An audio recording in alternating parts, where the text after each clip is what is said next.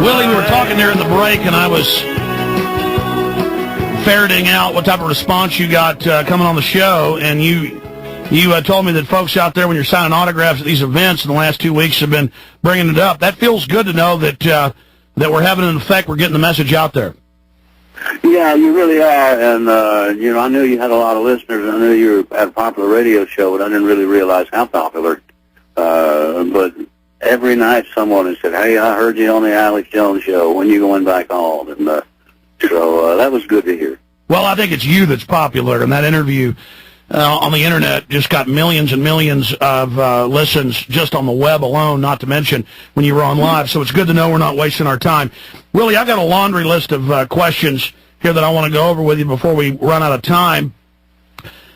My biggest issue is we have to end this war, but also collectively, even if we were against it from the beginning, say we're sorry as a nation and repent to the world, because we did have a pretty good name despite some things we've done in the past. We were better than a lot of other countries, and now we're the bad guys worldwide. You're a great symbol of Americana, one of the top symbols out there. What is it like for you when you go all over the world to realize that our good name has been destroyed by these warmongers? Well, one thing I found out, that most of the people I talk to around the world realize that it's not me and you doing it, that it is our government that's doing it, and a certain small number of people that are running the whole show, and they're wondering how long we're going to let them stay in power. That's for sure. They're wondering why we hadn't thrown them out years ago. But as far as blaming America, blaming the people, I haven't found that yet. I haven't found American haters that much over there. I found a lot of sympathizers saying, "Damn, you guys have got problems." And we have to agree, yeah, we do. Well, that's good news. I mean, I've gotten a mixed response. I think people know your position. They love you, so they're not blaming you when you're in person. But if you're just a nobody American like me in England or France, it's bad. And, I mean, they know it's our government, but I've had them say, "Why don't you get them out of there?" Well, what do we do with the voting machines? What do we do when they've got both parties? Well, yeah, you're absolutely right. The deck is stacked, and we have to figure out a way to get a fresh, new, good deck in the deal. And I don't know how else to do it except to throw the bastards out. Well, it's true that because you and many others have been speaking out, and a lot of other Americans have protested and demonstrated and gotten involved in the media, that the world does know that the majority of us are against it. But again, like you said, they ask, "Why aren't you getting them out?" Yeah, they want to know why aren't we do something about it, and we've went through a couple of elections now and didn't do anything, and we thought we did, but come to find out that, like you say, the voting machines are crooked, everything's stacked against us, the politicians that we vote for won't stay and fight, they won't count the votes, so I don't know, we just have to hope that this new bunch of politicians that we're looking at has a better idea of what we want. And keep their feet to the fire. And keep their feet to the fire.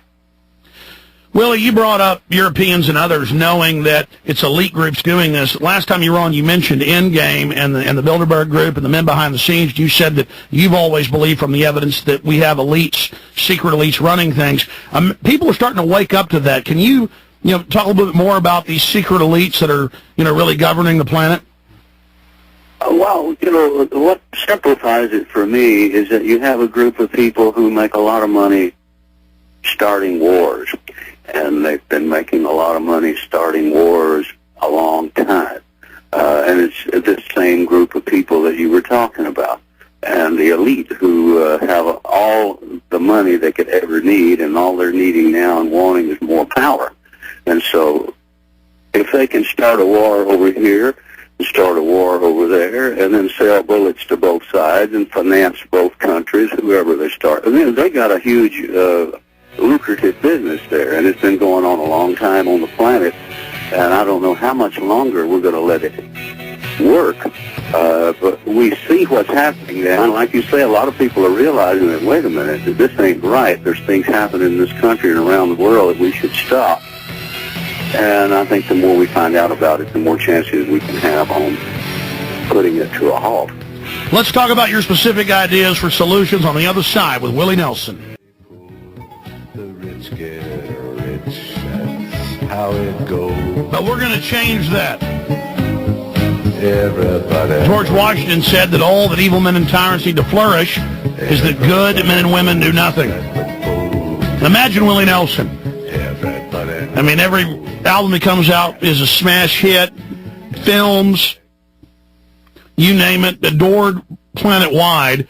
But he takes time out every day, every week, to stand up for the downtrodden, to stand up for farmers, to stand up for the poor. He really has to be committed. You need to go to his different websites, willienelson.com, and, of course, also the Peace Institute, willienelsonpri.com, and get involved with this individual. There's few people that really radiate down-to-earth humanitarianism, and he's so approachable. He's so great to talk to off-air. I just, again, have to thank you, Willie Nelson, for spending time with us, sir. Oh, my pleasure, Alex. I'm glad to be on your show. You know, earlier you talked about, well, it's not even courage, or if it is courage, you'd have to have more courage and know all this evil's happening and not do anything, and that's actually my view. That's how I always feel. I can't shut up knowing this stuff's going on, and I wonder about other wealthy, successful people that I talk to who aren't one-tenth as successful as you are, who they have this attitude of, I got mine, so what? You know, I told the story of talking to a lady who's a prosecutor up in Fort Worth, and we were talking about China and the toxic waste, people dying in Africa, and she said, so what? I got mine, why should I care? I feel sorry for those type of people because they're missing out on what life's all about, and they're so unhappy. No, I agree. There's one of my favorite comedians, a guy named Ron White, has this joke that he tells about, he said he got stopped by this cop, and the cop says, you have the right to remain silent.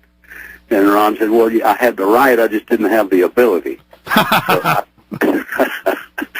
think that's where we're at. I just don't have the ability to remain quiet when all this stuff is going on all around us. You know, we've talked about getting involved, demonstrating, marching, calling, voting.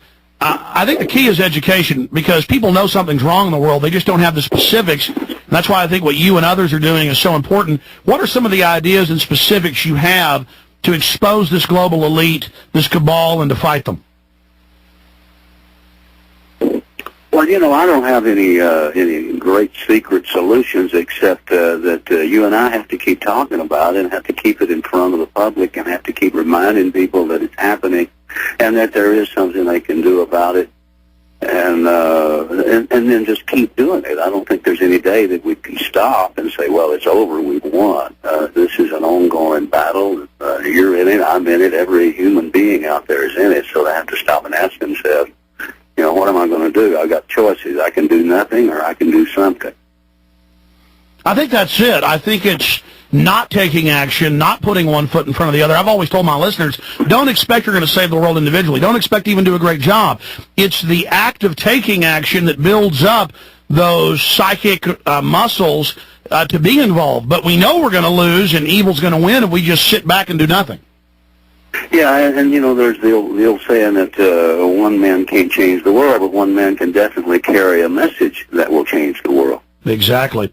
Well, Gandhi said the seed of the universe is in each and every one of us, and I see that. I see people that are bored with life, unhappy. They buy into Madison Avenue, making them feel inadequate, and I just want them to know that we're literally a planet, a spaceship, hurtling around a sun in the middle of a huge universe. Every moment is just magic. The trees, the mountains, the sky, life, children, babies, love, passion. I mean, all of it is just so wonderful.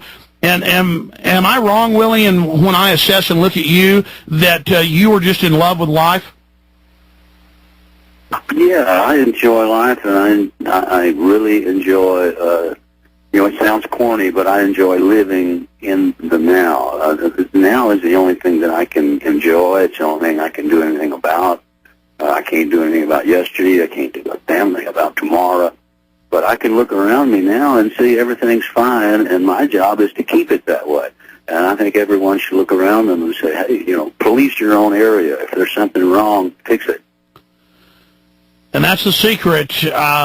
People say, well, Alex, you're being negative about the world. No, there's so much beauty, so many good things in the world. I want to protect that. I'm involved in fighting back against tyranny because I want to protect what we've got. I don't want to lose anymore. No, I don't either. I don't think we have to.